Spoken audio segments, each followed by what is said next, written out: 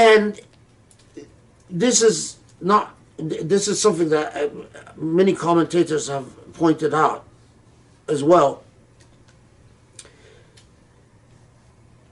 that often the hypocrites of the Ummah,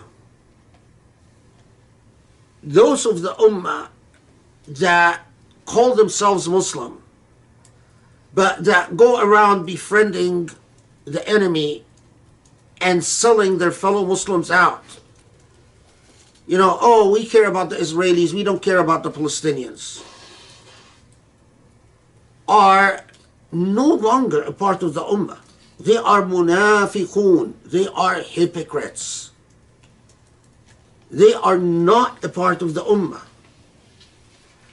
Those who don't care about what happens to the Uyghurs in China, those who don't care about what Hindu nationalists are doing to Muslims in India, and giving an award to the Prime Minister, the leader of the Hindu Nationalist Party, and giving him an award and saying, you know, bravo, you're a great friend. Yeah, persecute Muslims in India, we don't care.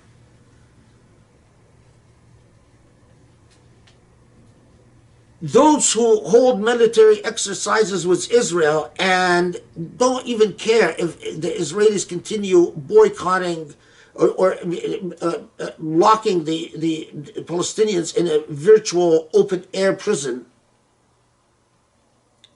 stealing their lands, violating the sanctity of Al-Aqsa, and there are no... This is the thing that drives me crazy. This is such an obvious point. I shouldn't be pounding and drilling on it. But when I see how my fellow Muslims, their attitudes towards what is clearly wrong, undoubtedly wrong, so obviously wrong, you stop caring about Muslims elsewhere in the world. That's wrong. Simple. You keep saying, are these people even reading the Quran? Does the Quran mean anything in their lives anymore? You know, they call themselves Muslim educational institutions and they go around and they pretend to put on that Islam. Why do they have such a huge audience? What has happened to the Muslim psyche that has made it so deformed that it doesn't see what's even obvious? Today, I was just reading an article. I'm going to close with this. So I was reading an article about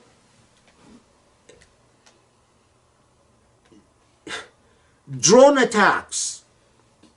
The U.S. carries drone attacks only in Muslim countries.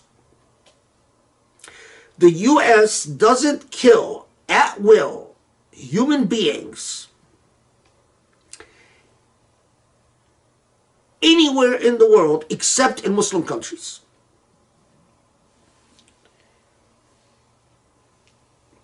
Syria, Iraq, Yemen, Somalia, Chad,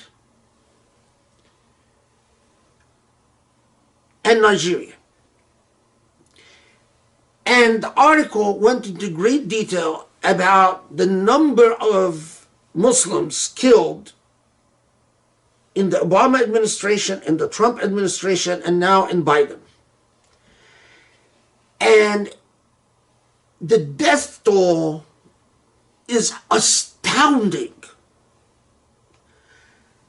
And the U.S. has killed numerous civilians because it drops these 500-pound bombs on Muslims, but the operators on the ground are always making a judgment call based on data they're getting from informants on the ground that is often unreliable. And they make the decision to incinerate human beings from long distances and there's no oversight. So although numerous strikes, 100% of the casualties were civilians, women and children, no one has ever been held, no one has ever been punished, no one has ever been censored, no one has ever been fired, no one has ever been demoted for killing Muslim civilians. And the article then explains that during the Trump administration, Trump removed all the restrictions that the Obama administration has placed, designed to mitigate at least the number of civilian deaths. So what Trump did, he said to the commanders on the field, go ahead, bomb at will. You don't even need to get the approval of the White House before you kill a bunch of Muslims anywhere in the world. You make the decision. I don't even want to know about it. And it says that it talks in great detail about how during the Trump era, all these Muslims were killed where no one even, because a lot of times the U.S. will not allow media on the ground to report. And then during the Biden administration, Biden restored a lot of the restrictions that existed on the Obama administration. However, the culture of impunity and non-accountability continues. No one ever gets punished or censored or demoted or fired, regardless of how many civilian Muslims they kill. And at the very end of the article, very end, the author sort of asks, although the author is not Muslim, obviously, they're two journalists, they're not Muslim, but they just wonder, why is it that no one in the world seems to care? Not the International Criminal Court of Justice, no one in the UN. This issue has never been, the one time that the International Criminal Court of Justice was thinking of bringing charges against some American officers for war crimes committed in Iraq and in Afghanistan, that effort was completely killed and snuffed. And they sort of hint at whether Muslims basically in the modern world have no value. Sort of hint at it. And I couldn't sleep that night. Well, I can't sleep a lot of nights, but anyway. But I'm thinking, wow, we're living in a world where Russians get to kill as many Muslims as they want. No one even knows how many Muslims Russians are killing. French get to kill as many Muslims as they want in Chad and Libya and other African countries, Muslim African countries, and no one knows how many the French kill. The Israelis get to kill Palestinians, and the Americans get to kill Muslims in Yemen, in Somalia, in Iraq, in Afghanistan. And you know who particularly doesn't care? It's Muslims themselves. Because all the reports that I've read were written by non-Muslims. Muslims themselves have grown immune. It's not even newsworthy anymore.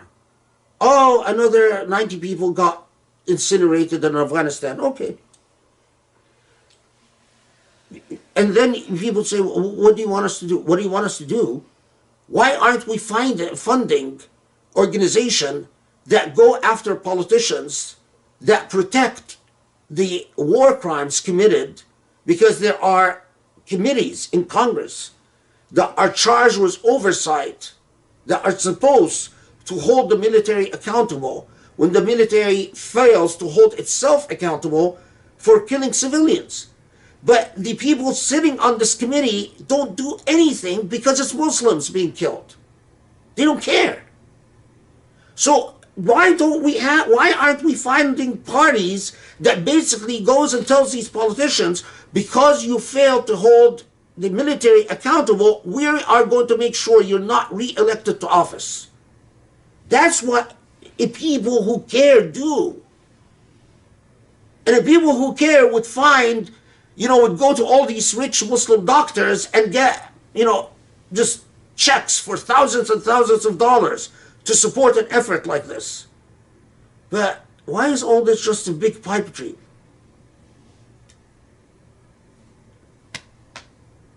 We care, I still get more messages about hijab than I ever get anything that even acknowledges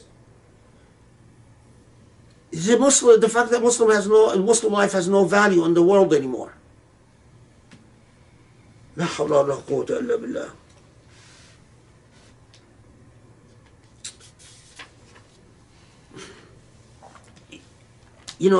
People will not respect you or value you or honor you unless you first respect and value yourself. That's one thing that life has taught me. If you don't treat yourself as a human being with dignity and honor and value, no one will. And the same holds true for the world. If Muslims themselves don't honor their own kind. Okay, let's stop here. Alhamdulillah Rabbil Alameen.